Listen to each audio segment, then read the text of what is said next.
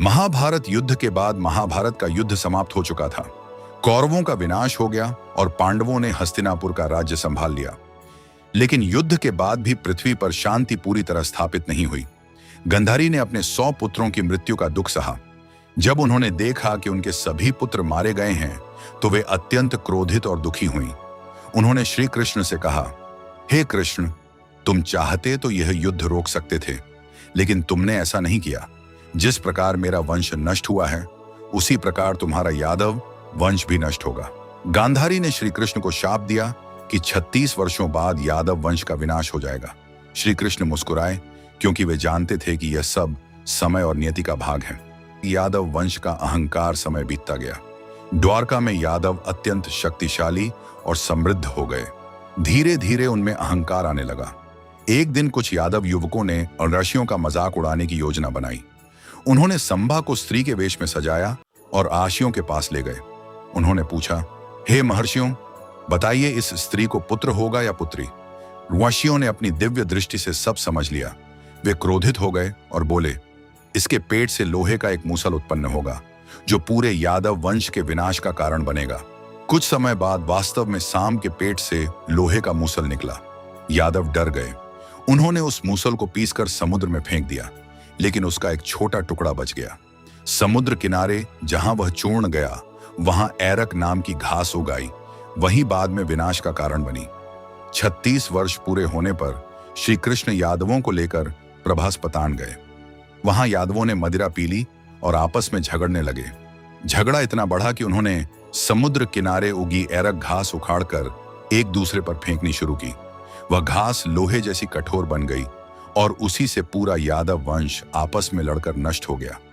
यह वही शाप था जो गांधारी ने दिया था। बलराम जी का प्रस्थान। बलरामा ने जब यह सब देखा तो वे संसार से विरक्त हो गए। वे समुद्र किनारे ध्यान में बैठ गए। कहा जाता है कि उनके शरीर से शेषनाग का दिव्य रूप निकला और समुद्र में विलीन हो गया।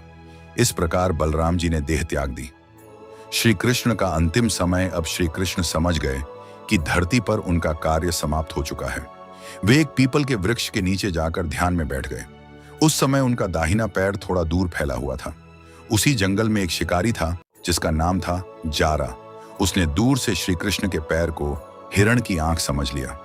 उसने तीर चला दिया। तीर जाकर श्री कृष्ण के पैर में लगा। जब शिकारी पास आया तो उसने देखा कि उसने भगवान श्री कृष्ण को घायल कर दिया है। वह भयभीत होकर उनके चरणों में गिर पड़ा और रोने लगा। उसने कहा, प्रभु, मुझसे बहुत बड़ा पाप हो गया, मुझे क्षमा कर दीजिए।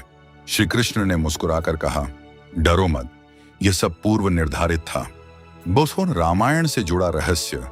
कई कथाओं के अनुसार जरा शिकारी पूर्व जन्म में वाली था। रामावतार में रामा ने वाली को छिपकर बाण मारा था। उसी कर्म के फल स्वरूप कृष्णावतार में जरा के हाथों श्री कृष्ण की देह का अंत हुआ।